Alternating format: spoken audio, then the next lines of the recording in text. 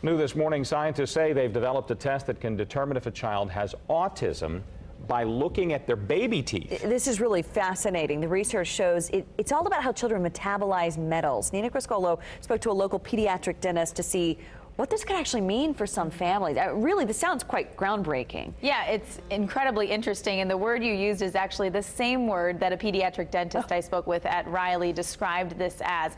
So as a child grows, a new layer of tooth is formed every day based on chemicals circulating that child's body. It's similar to the growth rings you see on a tree.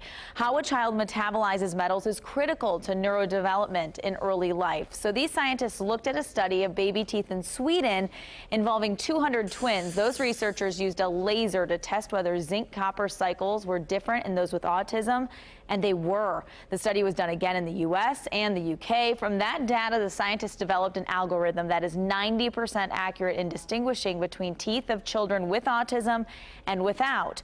Currently, a biochemical test does not exist for autism. Doctors diagnose the disorder using clinical assessments and observations, but since children lose their teeth too late for this test to be helpful, experts say this is just one step toward an end goal. They're hoping that future work would look at developing some type of prenatal or blood assay to be able to essentially look at, okay, we can expect possibly autism from this test.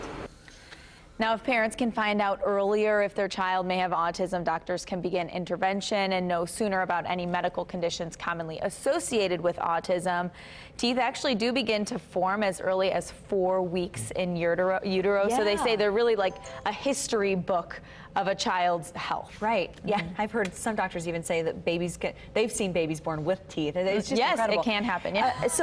This is one of those things I really do think people are going to start talking about, thinking about, getting their wheels turning about. So is this something that maybe parents can glean something from? Is there something else that they can learn as a way to find or look for autism in their children? Yeah, I know. We hear one of these stories and you start saying, oh, I wonder if my child may have autism. I do? Exactly. So there are some things you can look out for. You want a baby to be smiling and making eye contact by about 6 months of age. Take a look at your screen. We have a few more red flags. No back and forth babbling by about 9 months. That's a concern. Not responding to his or her name by 12 months. And not speaking any words by about 16 months. Again, these are only warning signs. So this is something to bring up to your doctor. It's not something to say, oh my goodness, I'm going to diagnose this. Because I'll be honest, one of my sons has a lot of little signs of autism. We've tested him, and he's nowhere near the spectrum. So don't jump to conclusions. Conversation starters at the very least, though. Yeah. Nina, thank you. Yep.